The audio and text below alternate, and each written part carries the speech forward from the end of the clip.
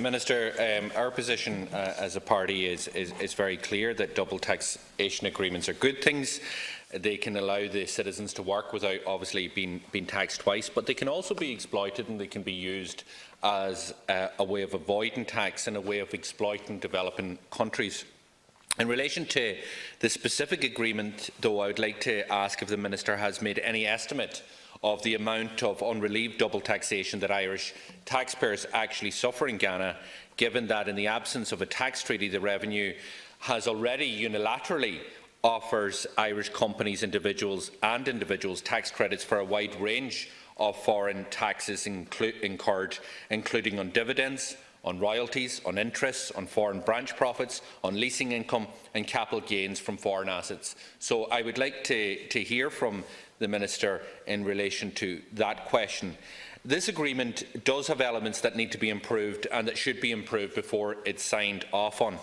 And I want to thank the Minister and his officials for the detailed briefing note and replies to queries that were raised at the Finance Committee. But in some ways, I must say that when we get them, they lead to further questions.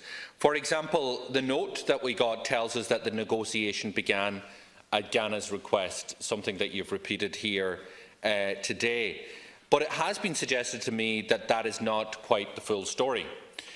We know, in fact, that documents that have been released show that the Irish ambassador to Nigeria and Ghana approached the Ghanaians during the week commencing the 2nd of July 2012 to propose treaty negotiations after it was set as a, and I quote, as a deliverable by the Department of Foreign Affairs and Trade.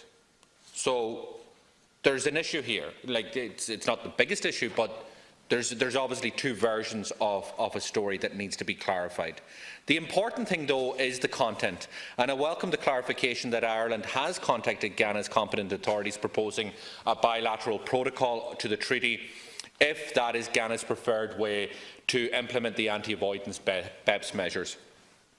In July 2018, Ghana, as you mentioned, Minister, their competent authorities replied to Ireland saying that they're considering the best way forward for Ghana on this matter.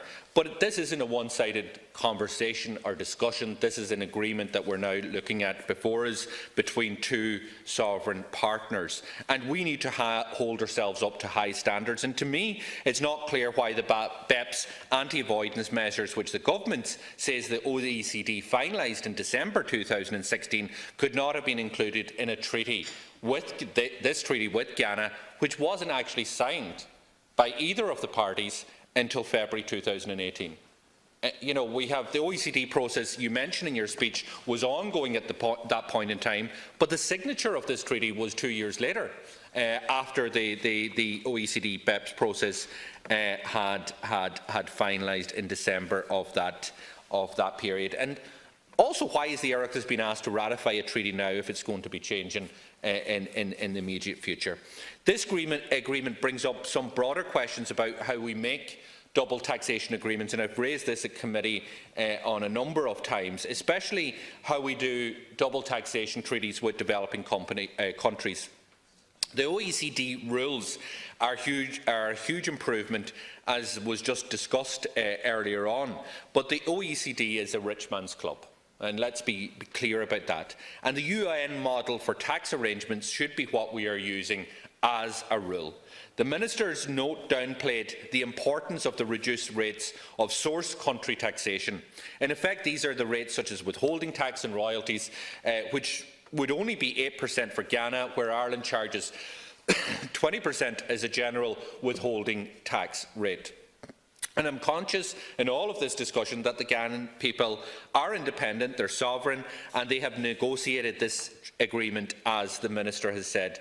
But my hope is that by the time this agreement is ratified in full in the Finance Bill, that all sides will have implemented the most up-to-date anti-abuse rules, and they should have been included before this was signed off by the state. Can I ask the Minister finally to clarify the scope that will be there in the Finance Bill to deal with any of either this treaty or the previous motion that we discussed tonight? Thank you.